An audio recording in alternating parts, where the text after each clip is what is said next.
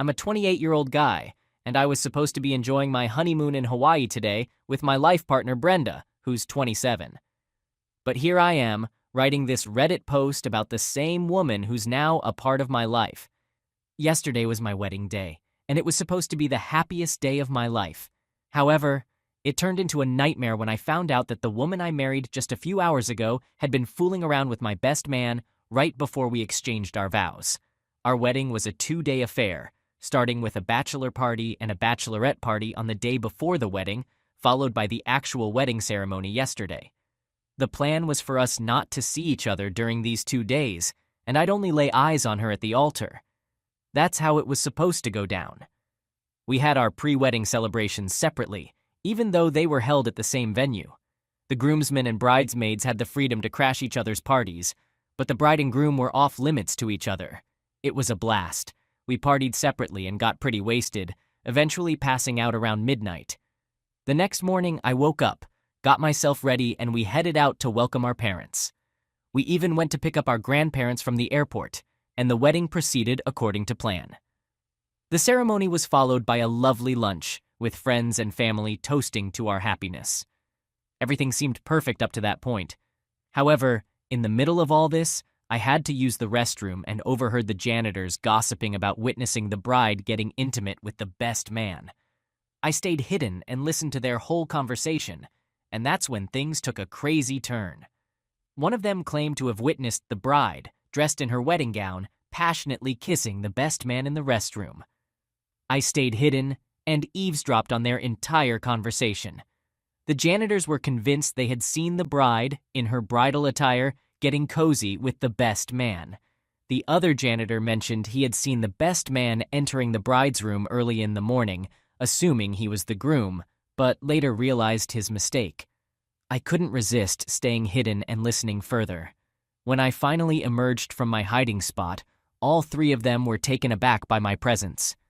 They left the place awkwardly, and I decided to investigate. I checked inside the restroom but found no camera. However, there was a camera installed in the lobby outside. I hurried to the room where my wife had stayed the previous night, and there was also a camera outside her room. I contacted my wedding manager and asked him to retrieve the footage from the lobby camera and the one outside the bride's room. Initially, he hesitated, but my desperation convinced him to help. He tried to calm me down and promised to get the recordings. Reluctantly, I returned to the lunch table, not wanting to create a scene in front of the guests. I couldn't help but notice the body language between my best man and my wife. They were acting completely normal, as if nothing had ever happened between them. I felt a lump in my throat but had no one to confide in.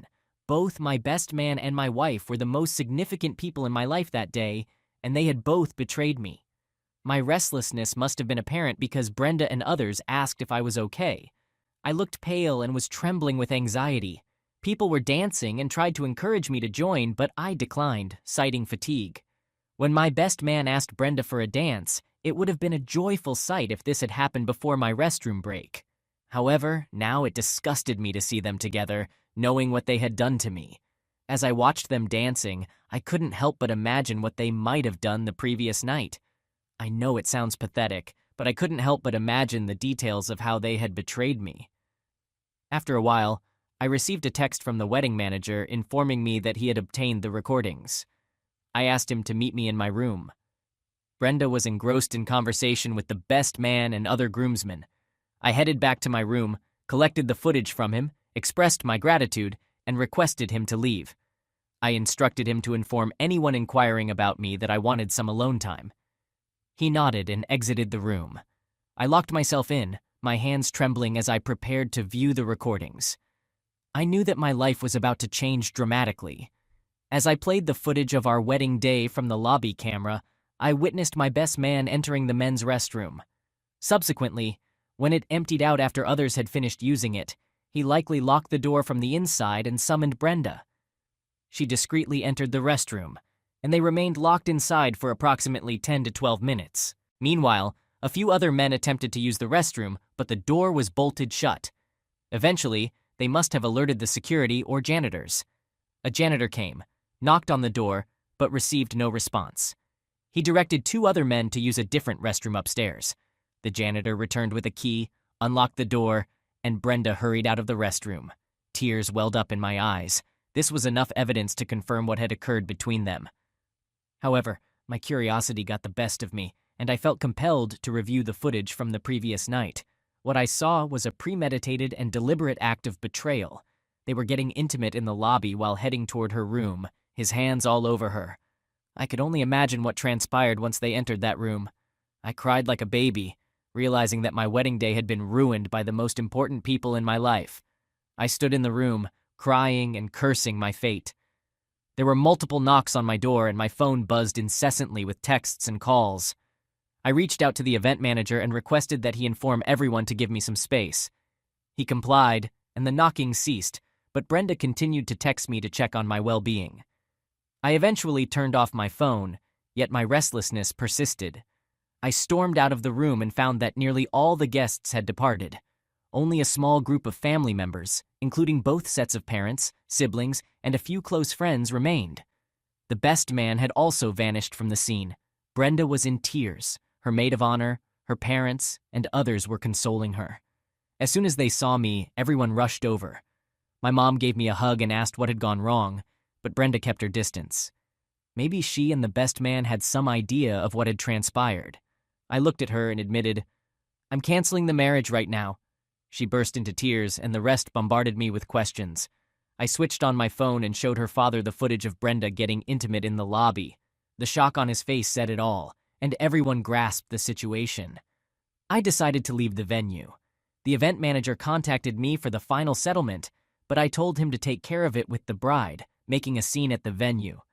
I haven't spoken to anyone since I left that place, driving over 200 miles to a remote countryside where I've been staying since yesterday afternoon. I left the venue in my wedding attire, but along the way, I changed into my gym clothes from the trunk of my car. It's been a pathetic situation. I've isolated myself and haven't uttered a word to anyone. The last meal I had was the wedding lunch. I want to visit the pastor for the annulment process, but I can't seem to find the motivation. Our flight to Hawaii was scheduled for this morning, and amidst all this chaos, I forgot to cancel it. I actually woke up today to the final calls from the airlines to board the flight, so that money went to waste. I did manage to cancel the hotel bookings, but I couldn't get refunds because it was past the check-in time. I only got some money back for the return flight from Hawaii and a few water sports bookings. In reality, I've lost everything, but honestly, the emotional toll is far worse. I'm not sure how I'll cope with this trauma. My head is pounding with pain, and this loneliness is eating away at me. Update. To be honest, I was in a really rough spot. Well, I still am, but things have improved a bit since the last time I posted. I spent over a week in a dismal state, holed up at a shabby motel near the highway where truck drivers and road trippers crash for the night. I didn't care much about the place. All I wanted was to escape from my familiar world. About 2 days later, I forced myself to go downstairs to the supermarket and get some basic supplies. It had been 2 days since I'd eaten anything, and I realized I was practically wasting away. After grabbing some essentials, I finally had a meal. I took a shower and decided to visit the pastor who had officiated our wedding. He was as stunned as anyone when he heard what had happened to me. I told him I was leaving the wedding venue, making up some excuse about attending another wedding. I had no idea about the annulment process, so I asked the pastor about it. He explained that annulments are typically granted in cases of fraud, forced marriages, misinterpretation of vows, or if the vows were taken under the influence, like when you're drunk or stoned. I wondered if we could consider my case as fraud since she cheated on me right before we exchanged our vows. Unfortunately, he told me that in addition to the religious ceremony, we had also legally registered our marriage with the magistrate's office. So, annulment wasn't an option, and I had to go through the divorce process. I dreaded the thought of facing her during the divorce, but I had no other choice. I reached out to my parents, and they were understandably stressed out about the situation. They offered to support me in any way they could. I asked for a lawyer, and luckily, my dad, who's a businessman, had connections with attorneys. He provided me with the contact information of a divorce lawyer who was well-versed in handling such cases. My dad had already discussed my situation with the lawyer, so he was prepared to assist me. The lawyer assured me that in my case, the divorce process should be relatively quick since our marriage had not been legally consummated. I met with the lawyer, and he assured me that the divorce process would go smoothly. He wasted no time and started working on the paperwork. He mentioned that the divorce papers would be ready in a week, and he'd make sure I wouldn't have to pay a dime in alimony. Instead, she would have to cover half of the wedding expenses. My dad had informed him that I had financed the entire wedding, which is why he included this term to recover the wedding costs.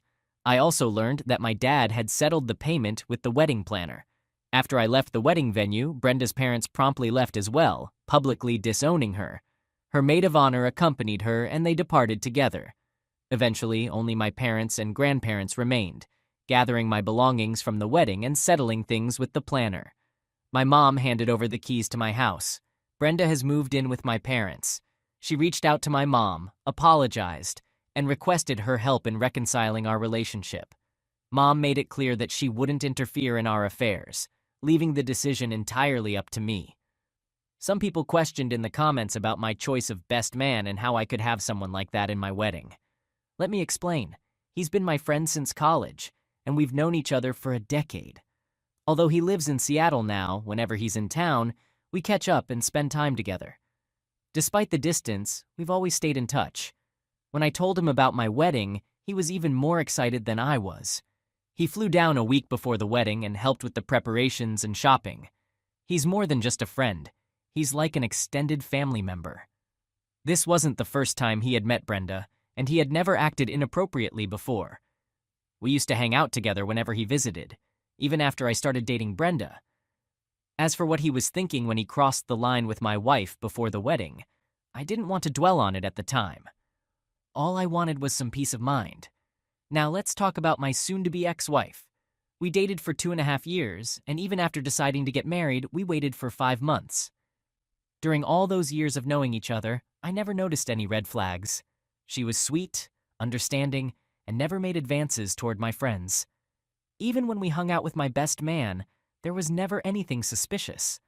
When I returned to my now empty house, it honestly felt haunted. The last time I was here, we were happily preparing for the wedding and our future together. Now it's all in ruins. My mom came to visit me the next day and stayed with me for a few weeks. My mom did an amazing job cleaning up and renovating the house, getting rid of all the stuff Brenda had left behind. Trust me, it made a huge difference. Slowly but surely, I started regaining control over my life. One of the first things I did was join a fitness club to keep myself occupied and clear my mind. I figured I was already exhausting my mind with all these negative thoughts, so I might as well channel that energy into working out and getting something positive out of it. I wasn't really unhealthy or overweight, just a bit on the chubby side, but I've already lost 5 pounds. Thanks, exercise. I've also been keeping myself busy with work. When Brenda received the divorce papers, she reached out to me with a text, asking if we could meet. It was her first message since the D-Day, and it hit me hard. I had been avoiding her and treating her like she didn't exist, so when I got her text, all those emotions came rushing back. Eventually, I agreed to meet with her. She looked pale and fragile, but I stood my ground. Our conversation was awkward, filled with one-word responses to her questions.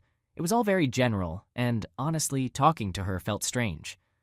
I don't know why, but I decided to bring up the topic of her cheating and how she ended up with the best man. My question caught her off guard, and she broke down, eventually confessing. Her answer left me stunned. She said, "I've never cheated on you before, and I never thought I would. I wanted to be faithful to you for the rest of my life, but I confided in my bridesmaids about this, and they suggested I have one last fling before committing to a lifetime with one man." When the best man visited her group during the Bachelor Ed party, he jokingly mentioned that Grindr, referring to Brenda, was looking for someone to hook up with that night before tying the knot. The best man played along, saying, "Sure, I'm game." It was all in good fun, but it planted ideas in both of their heads. They began flirting as part of a game in front of everyone, but their attraction didn't fizzle out when they were alone. Things escalated, and they decided to have some fun the night before the wedding. So it wasn't just a one-time thing, it lasted the entire night. I remember it all happened after I passed out during my bachelor's party. I had to wake up early the next morning to pick up my grandparents from the airport, so I fell asleep shortly after midnight. My best man, on the other hand, was still partying, and that's when everything unfolded. I'm not sure if I should blame myself for going to bed early that night. After she confessed everything, she looked really sad and asked if we could give our relationship one last chance and start over. I told her no, I could never trust her again, and it's better for us to go our separate ways because our relationship wouldn't survive even if I tried. My feelings toward her have changed, and that's not something that can be fixed anytime soon. Maybe I'll forgive her down the road, but trusting her again is a whole different story. She cried, and I was crying too, but I stood my ground and didn't give in.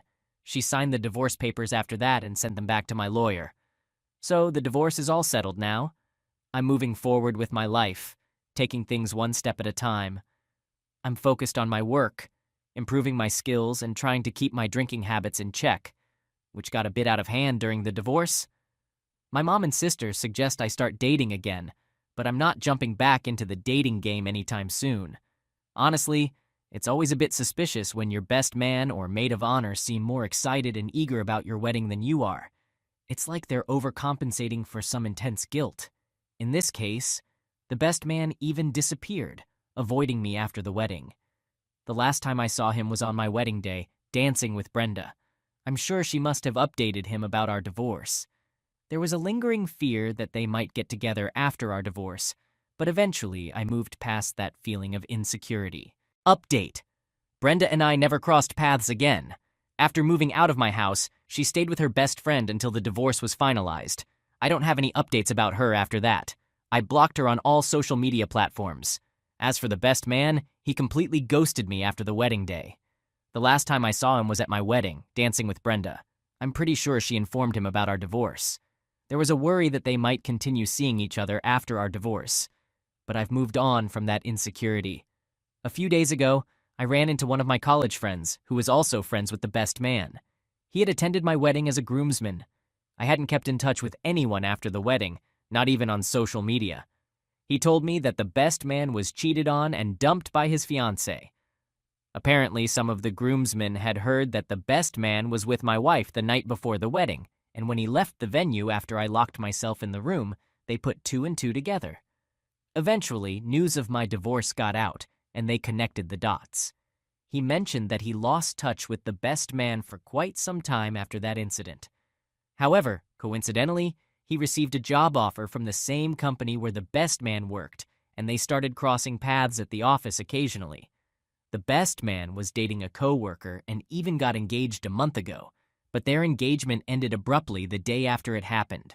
Their wedding was scheduled for this month, and our friend had also been invited. However, the wedding got canceled, and that's when he found out about it.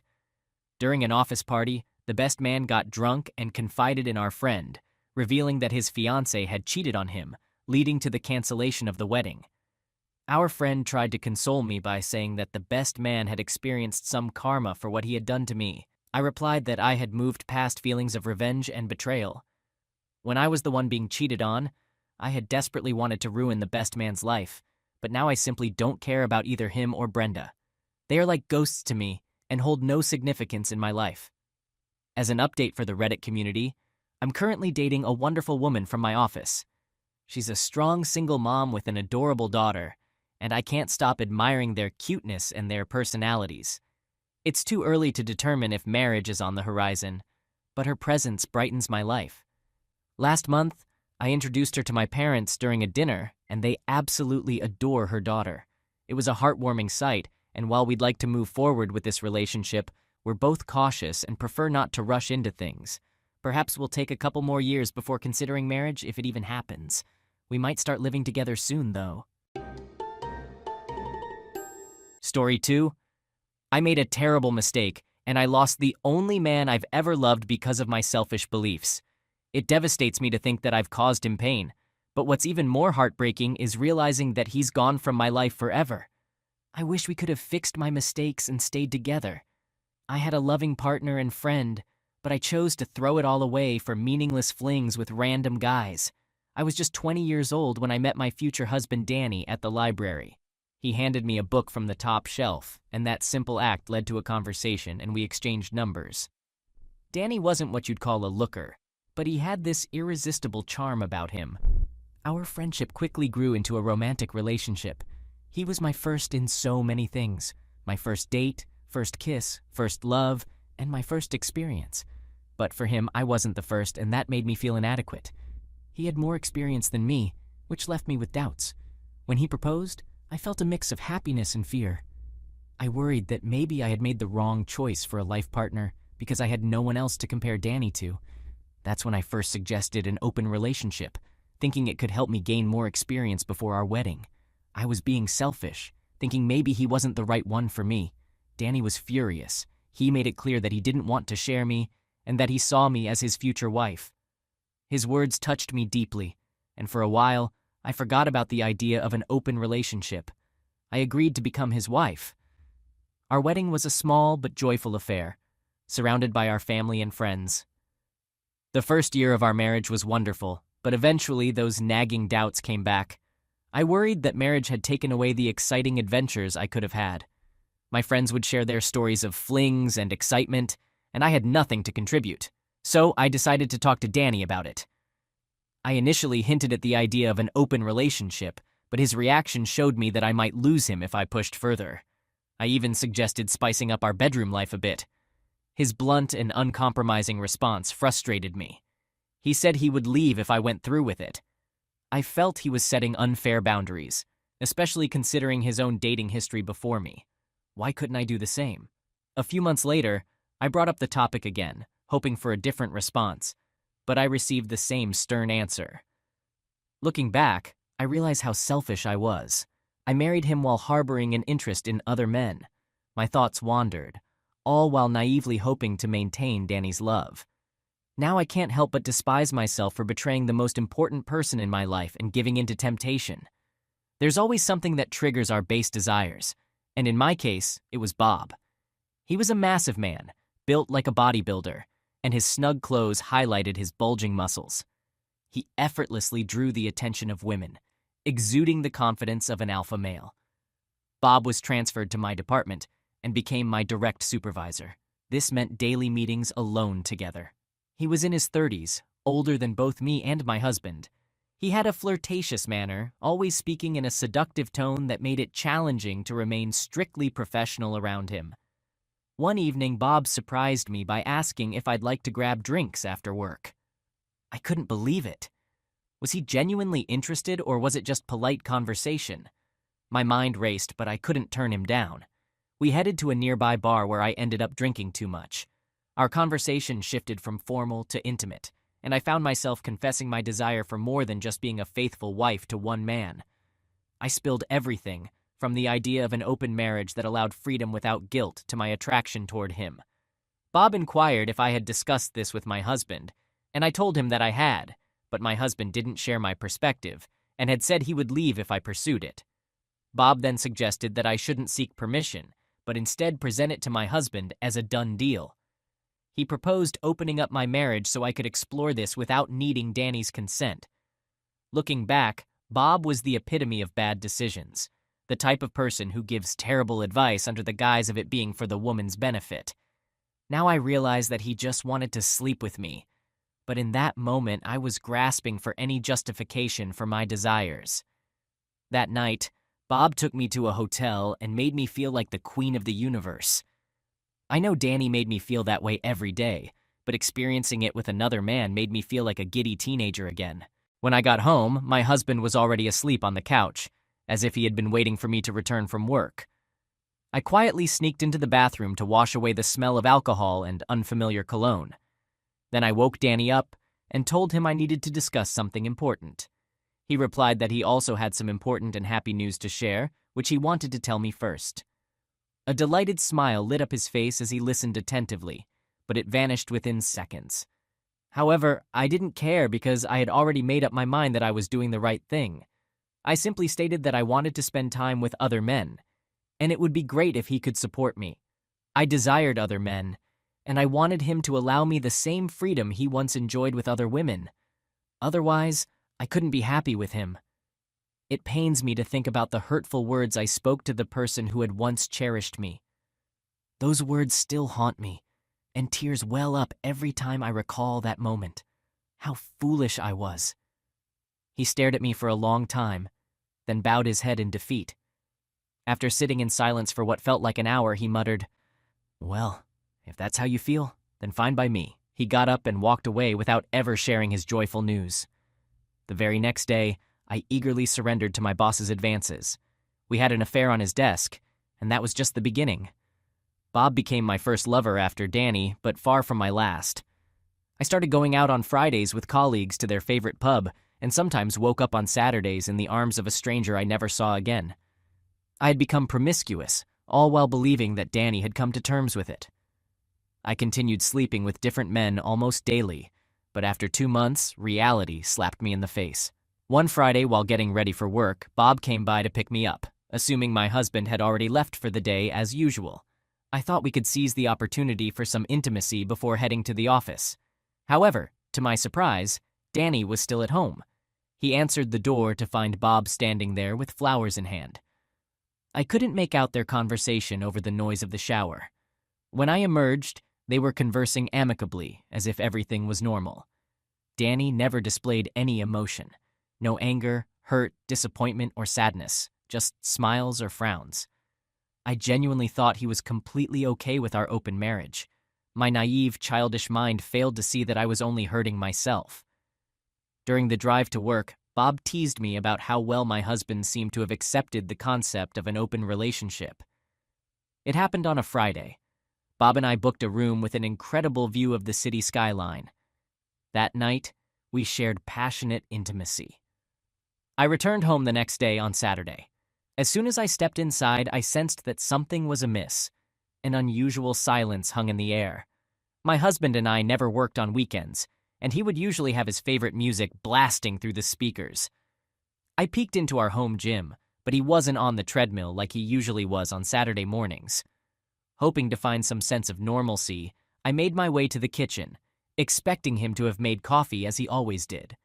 On the kitchen counter, I noticed my favorite mug. It brought a smile to my face, offering a glimpse of our shared life.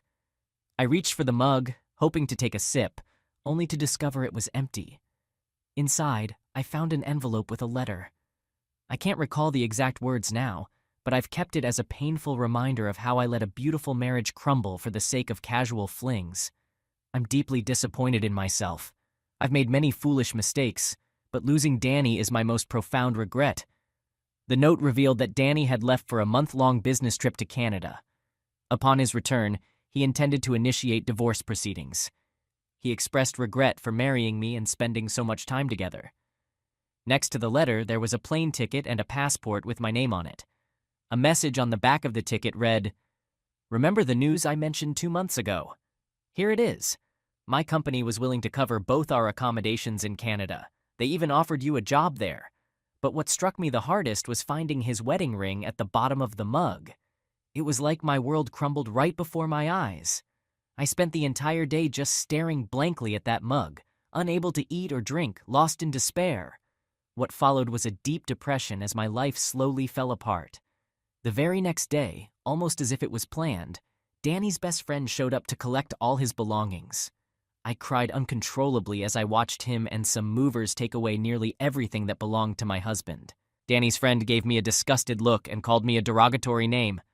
His words hurt at the time, but they cut even deeper now, because ever since my husband left, my home has felt painfully empty and desolate. I tried to distract myself by jumping from one relationship to another, trying to numb the pain of losing my beloved.